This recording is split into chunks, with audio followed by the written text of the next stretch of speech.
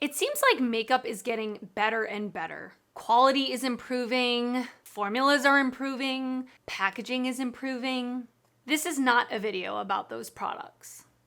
So today I'm going to be talking about the worst products that I tried in the year 2022. Now, of course, I am going to give a disclaimer that these are just my opinions. If I mention products that you love, I'm really happy for you. That means you didn't waste your money like I did.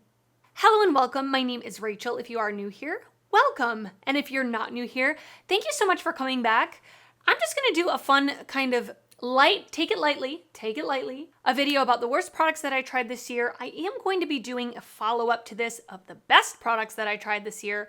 So be prepared for a semi-negative video here, but it's going to be followed up with a positive video. I'm assuming you guys just noticed that I chopped my hair and I actually got bangs, which I'm a little confused how to style them right now. So that's why I'm just pushing them up over here. I think I'm having a midlife crisis getting bangs. All right, so I have some of these products. Some of these products I don't have because I decluttered them. A couple of things I literally like 3-point shot it into the trash can because I didn't want it near me anymore. So let's start with complexion products. So the first complexion product I want to talk about is the Essence Fix and Last Makeup Gripping Jelly Primer. So this is supposed to be one of those gripping primers that we've seen a lot of brands do, where they give a sticky finish, a hydrated finish, and they are supposed to like make your makeup last longer and grip onto your foundation. Well, I will say, first of all, the actual texture of this is not sticky at all. It looks kind of gel-like when you squirt it out onto your hand or whatever surface you're using, but as soon as you work it into the skin, it pretty much becomes like a watery gel. Like there's absolutely no stickiness to this at all whatsoever. It is a straight up watery, jelly, serum-y type of thing, which, okay, fine. I mean, I can deal with that. It's not my preference. I am very oily skin. I have very oily skin, so I don't really need something that is super hydrating. But the thing that made me the most angry about this is it broke me out so bad. The first time I used this, I got really bad breakouts. I used it again, I got really bad breakouts. I eliminated this and my skin cleared up from those breakouts. So I know it was this. I mean, I'm very acne prone. I should probably say that. Very acne prone. But this really did trigger my bad skin. No, I don't want it. I don't suggest it. If you want a gripping primer that's affordable, I would say the Hard Candy one. I've heard the e.l.f. gripping primer is good. I've not personally tried it, but this one, not gripping, and it broke me out. So I don't like it. The next thing I don't actually have, I must have decluttered it. I can't find it anywhere. I must have thrown it out.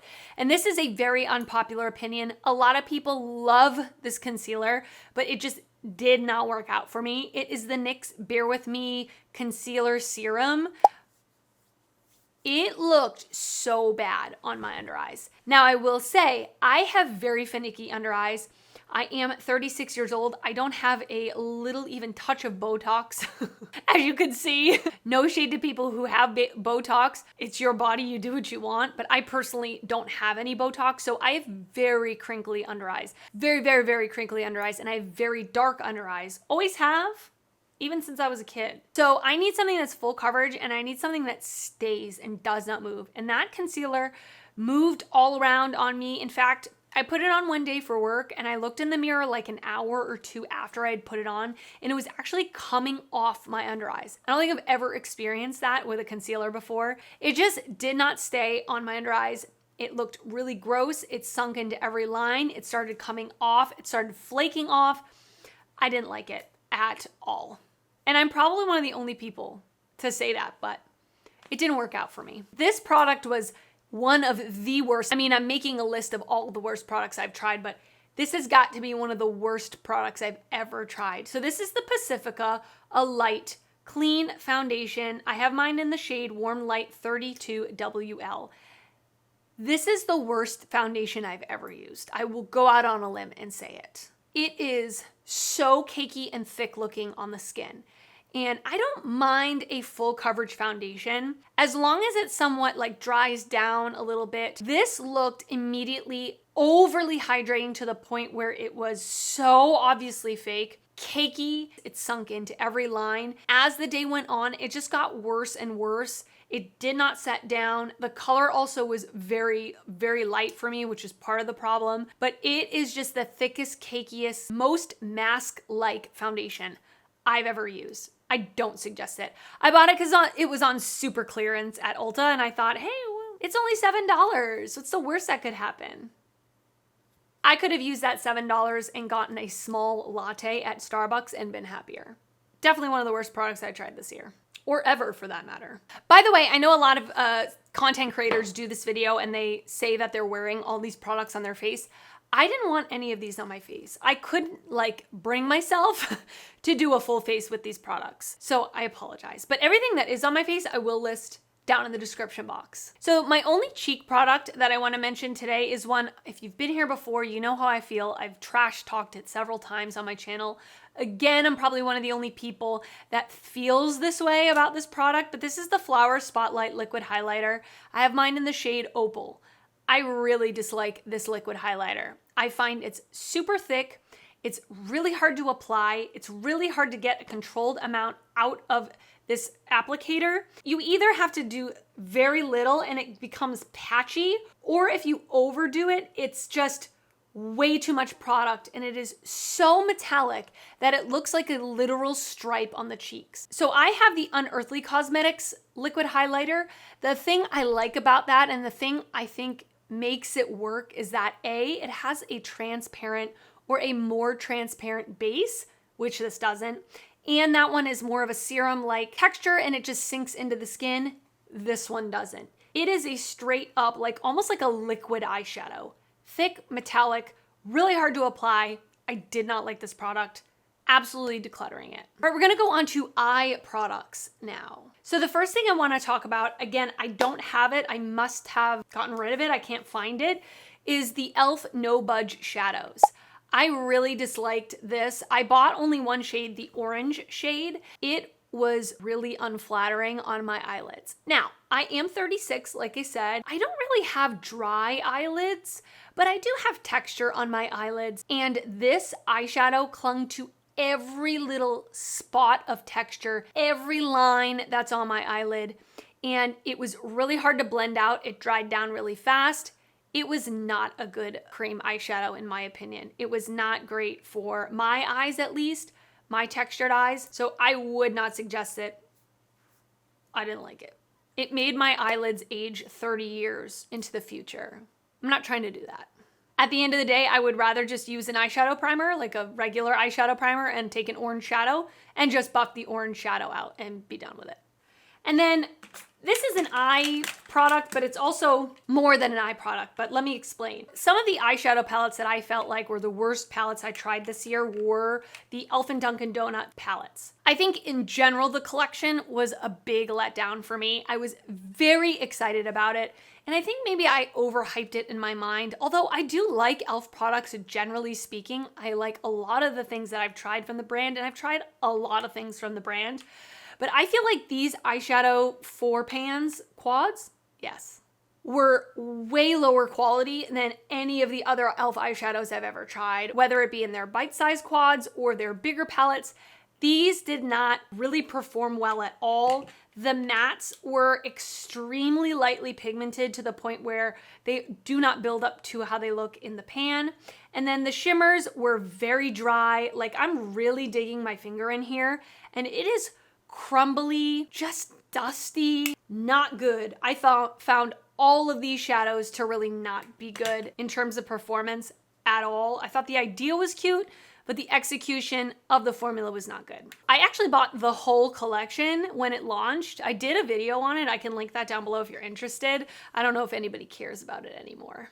I also got the big sponge, the donut sponge. It's literally the size of my face.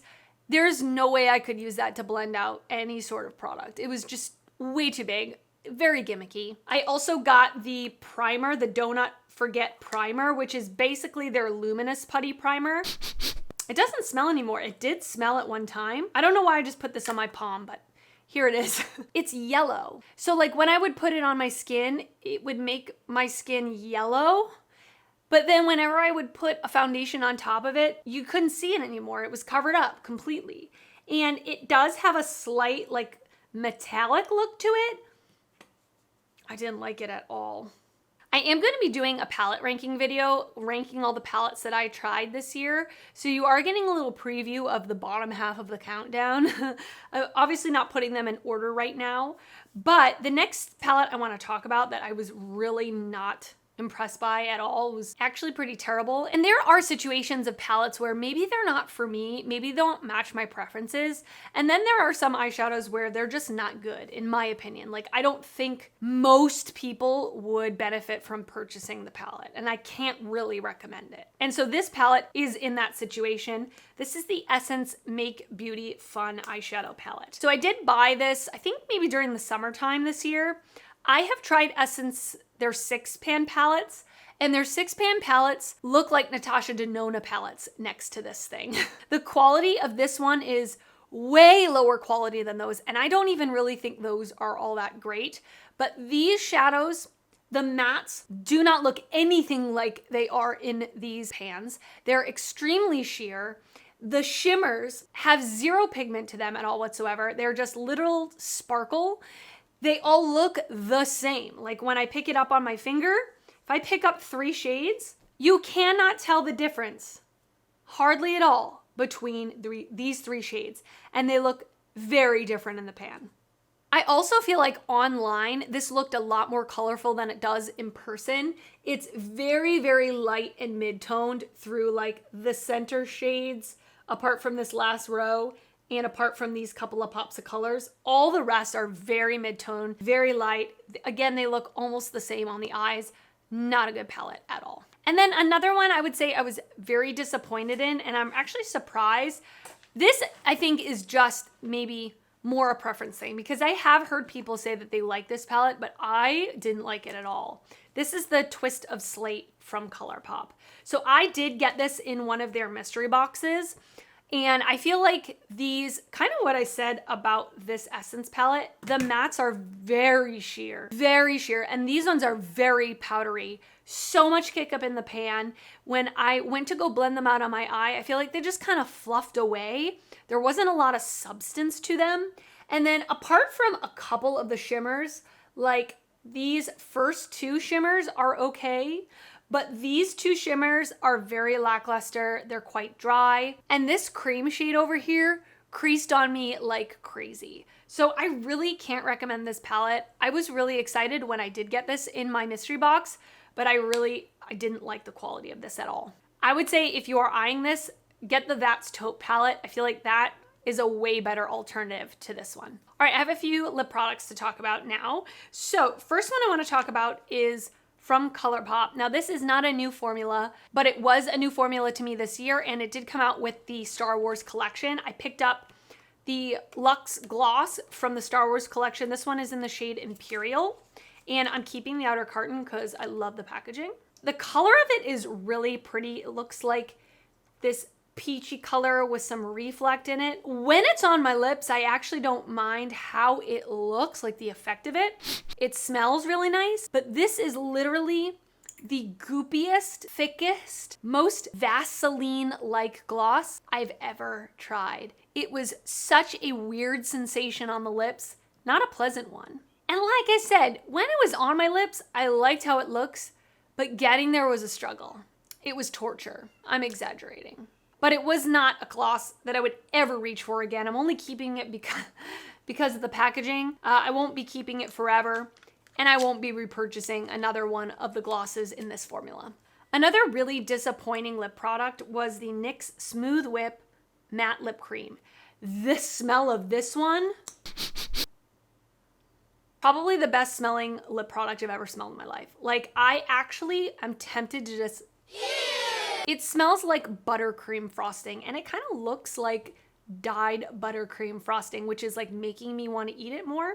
Put it down. So I got mine in the shade Teddy Fluff, and this looks like an absolutely gorgeous fall lip color, like a bricky reddish brown. When first applied, it looks okay. It's not patchy. It's pretty opaque. It's definitely more of a thicker formula. Now, I don't mind a velvet matte lipstick, but this one is not as silicone-y, not as velvety as ones I've tried in the past. It is quite a thick, soft formula. But this dries down to like be cracky, dry on the lips. Very cracky and dry, and it's 2022. I don't have time to be wearing dry, cracky liquid lipsticks. I don't know about you. Ain't nobody got time for that. I feel like this is a liquid lipstick that came out 4 or 5 years ago. And I did wear this out. I made the mistake of wearing this out, and I think I ate or drank something and I wanted to reapply it, and it does not layer on itself well at all. It just got progressively clumpier and thicker and crusty. It was not a good look. The only good things about it are the color and the smell. Other than that, it's not a good product. Another lip gloss that I was actually really disappointed in, and I went back and forth on whether I wanted to purchase it. I ended up buying it, and it is the Gxve Beauty Bubble Pop Electric Gloss in the shade Sweet Tooth. So I love the packaging of this. I have one of Gxve Beauty's matte lipsticks that I absolutely love. I was very interested to try more from the brand, and so I picked up one of the glosses during the Sephora sale. I actually placed an order online. I hemmed and hawed whether I was going to pick it up, and I went in store when I just happened to be near a Sephora. I went in and I bought it. The smell is also delicious. And I actually really like how this one looks on the lips, but it is very sticky. Not quite the same sticky as the ColourPop. Like the ColourPop to me feels more like a Vaseline. This one is more like actual stick to it. And I don't like the applicator.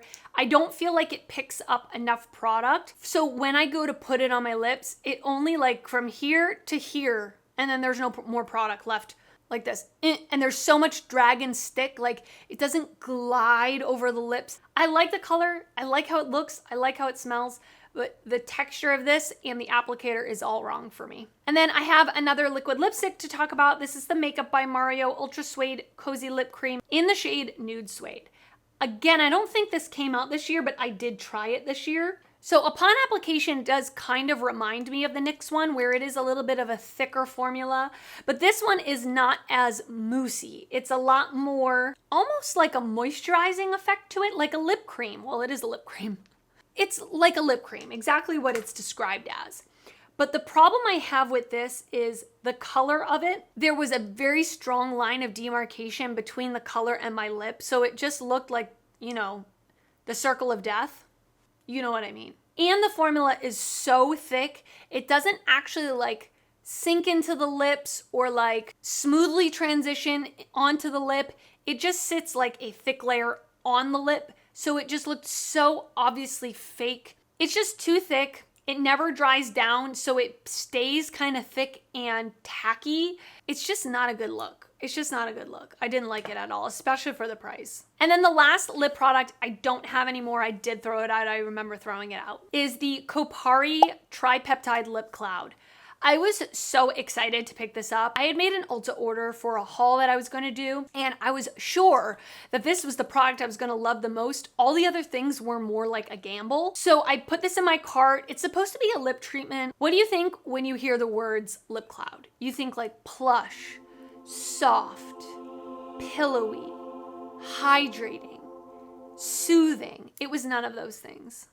It was basically a very thin, runny, sort of lip oil that wasn't oily, that had grit, like actual grit in it, which, okay, if you're going to exfoliate your lips, you know you're gonna get a scrub. Like, I didn't expect grit to be in a lip cloud. Like, do clouds have grit? And the worst part about it was it didn't last long on my lips at all whatsoever. And when it came off my lips felt drier than they did before I applied it. That is literally the opposite effect I want from a lip treatment. It was not a good product. I didn't enjoy it. I tried to force myself to use it for a while because it was expensive, but I did end up throwing it out because it was that bad. All right, and that is it for my worst products I tried in the year 2022. I want to hear your thoughts. If you don't agree with me, that is totally okay. Let me know if you had a better experience with these products. Let me know if you had the same experience as me with these products, or also let me know anything that I didn't mention that you tried this year that you really did not like. That was like some of the worst products you tried this year. Let me know down in the comments. I love hearing from you. And if you did enjoy this video, please give it a thumbs up. That helps me out a lot when you do that. And if you're not already subscribed to my channel, I would love for you to subscribe before you leave. I do upload videos weekly, both beauty and fashion videos, and I would love to see you back on my channel again. I want to thank you so much for watching, and I will see you next time. Bye.